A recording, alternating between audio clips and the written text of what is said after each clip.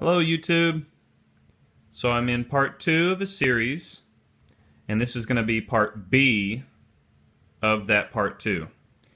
If you just want a general introduction, I did the best I could on the first part of part 2.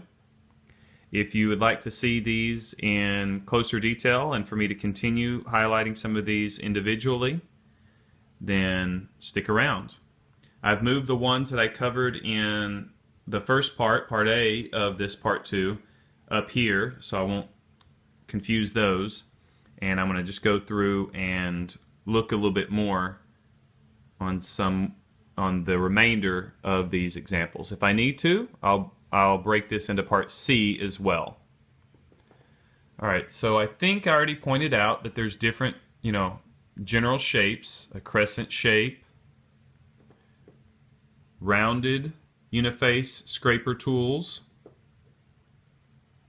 long or pointed ones, and then a mixture of those, combinations of those, variations. So they have more of a pointed end here. This one that it's really rounded here and rounded here, but it's cantered off to the side, so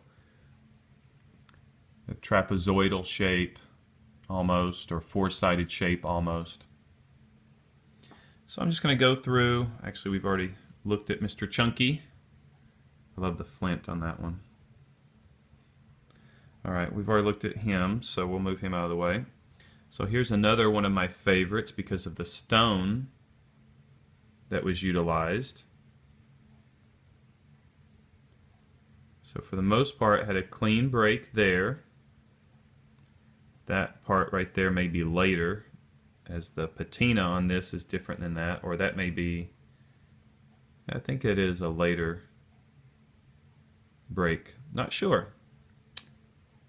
So this one hasn't been as refined down on these edges, or it just broke at some point. It's been refined more right there, and along this edge it's been refined very well, but has just a very good look to it, a nice appearance. I would guess that the stone maker that made it was very pleased with that example. So I'll set it to the side. I already kind of pointed out, the pointed shape, the unique one there to that one. Lots of very neat stone being used in the production of these. Lots of these with very nicely done flat edges. I mean, these were precise tools made by skilled workmen, skilled craftsmen. All right, I don't think I highlighted this yet. I have a question. Does anybody know what type of stone this is here? Is this quartzite? Is this something else? Do you know? If you can tell me, I would appreciate it, because I like learning about what these materials are. And I have another one here that may be the same material but of a different color.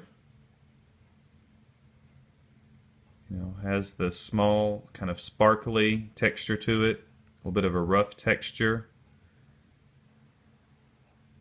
So I don't know if that is exactly the same material, but it may be, just has a different mineral composition slightly, give it a different color. If anybody knows and you can tell me, I appreciate that. Alright, so I don't know if we want to look at these that have kind of the four-sided shape. Their top part right here is flattened a bit more than on the crescent ones, and they're more square shape. And usually the base of these is very straight, a nice sharp straight edge. Could have been used very well for dragging and getting a clean flat edge. But they would work them on all sides, again with a clean back right there, nice flat back. Some larger ones, this one compared with that one, almost double in size, not as flat of a back edge.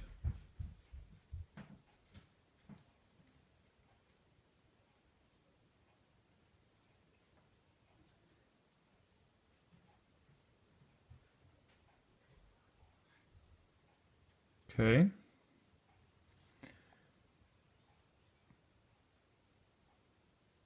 This one right here is kind of unique. Has that little curvature, which I don't know if that just came out of the, the flake of stone when they were busting open the rock, flaking the rock out, or if that's intentional. That has some specific purpose. Not sure. It's a unique piece, and I like those. I like those that have character, something a little bit different about them.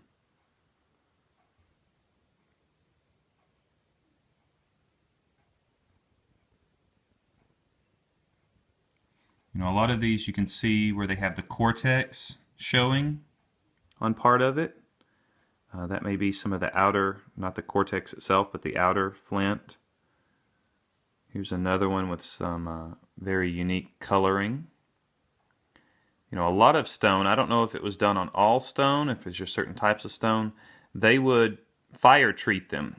They would put them in the fire in order to do something slightly different to the structure of the stone that would make it flake better. So they would process it in such a way that they could then use it to produce what they needed to more easily or more effectively. You have some unique ones like this that have the crystal inclusion there on the outside.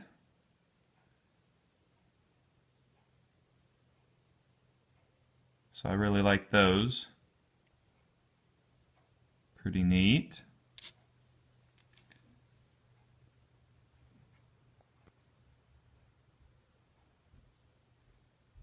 Some of these are just some of the odd ones. Maybe they have nice stone, but they're not as refined. This one's kind of a teardrop shape or triangular shape, but it's a little bit of a chunky.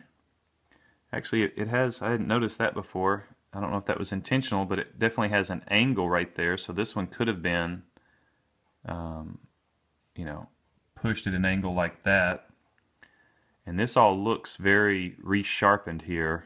Either it took a lot of work to get it down to that, or it's been resharpened. So that could be, that this one had a specific use and it just got used quite a bit in that. I don't know if that triangular shape would make it where you could mount it in a stone tool, but possibly.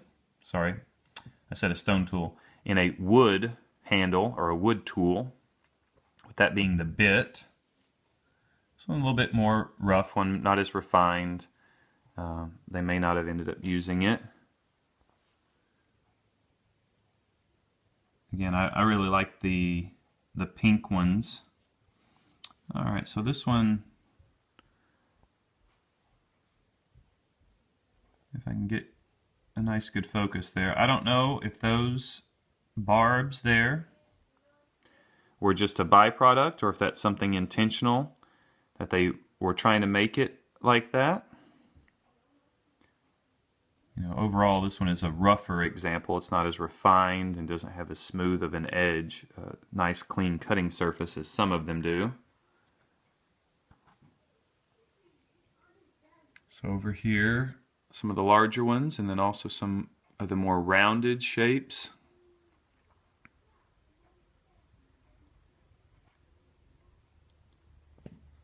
Some of these, which is it? These larger ones here that have not quite a crescent moon shape. They have very well worked edges.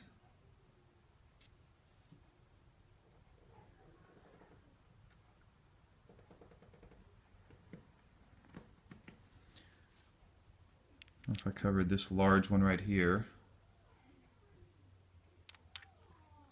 has a nice heft to it. It's pretty well worked. Definitely good for larger stone or wood projects that they may have worked on. This one right here looks like it may have been resharpened, like it may have had a smoother surface, and then with forceful use that kind of got broke out and they had to resharpen it. So they would do that as much as they could until, it would start to break in such a way that it wouldn't give them the surface they needed, and then they would just discard it and have another tool made. Unique one because the majority of it here is the Cortex, and this is again that pretty much that same type of stone, whether it be quartzite or whatever, that somebody knows and could give me some feedback on. I appreciate it. Here's another chunky. I can get it to focus. Look how thick that one is. They still had a nice edge on it. Nice rounded shape. That's pretty much it. The teardrop ones or triangular ones down there. That's the one I bumped. And then finally, if I could show you these two. These are two little tools. I'm not sure if they ended up getting used or if these were practice tools. It's not a drill. You can tell that they did some work on it and everything. That end looks broken, but whether that was accidental, where they ended up just discarding it or not, couldn't tell you. And then this one right here, which I would say pretty much everything about it is intentional, but I can't speak with 100% certainty on that. But both of those ends, these two ends are worked down. This edge has been worked down, and so has this edge. So was it part of a cash blade, one that was made for in making a blank for an arrowhead, and then when they broke it off or made the arrowhead, they saw that that could still be utilized, so they sharpened that edge right there to use it as a small scraping tool? It's just all speculation, but you never know. And I don't guess I really said much about that one, but just a nice heavy chopping tool right there. Actually get some bite with that one if you're doing woodwork. So, as you can see, the scraper tools used by the Native Americans were varied, had many different uses, seemed to have been the Swiss Army knife or the multi-tool of their day, and they took advantage of the resources they had. They were very intelligent and skilled craftsmen, and they produced some nice products. I wish that scrapers like this got more respect amongst arrowhead enthusiasts. Everybody's looking for the longest and the oldest and the best arrowhead, but some of these, I really find them quite unique, interesting, and am happy to be the current custodian of this collection. Another one that y'all have probably been looking at and wondering what it is, I don't believe that this is a Uniface scraper. I believe this is some type of a chopper that either broke later accidentally. It was maybe part of a, almost like a axe tool or a grubber for working in the dirt and in the ground or on wood. Or if they made it like this, because it definitely has, you could hold this in your hand and do a pretty good job at chopping with it. That edge right there would get the job done. Anyway, it's just another one that was there with this part of the collection, so had it sitting there, and now you have gotten a good look at it as well. Thank y'all very much. Y'all have a great day.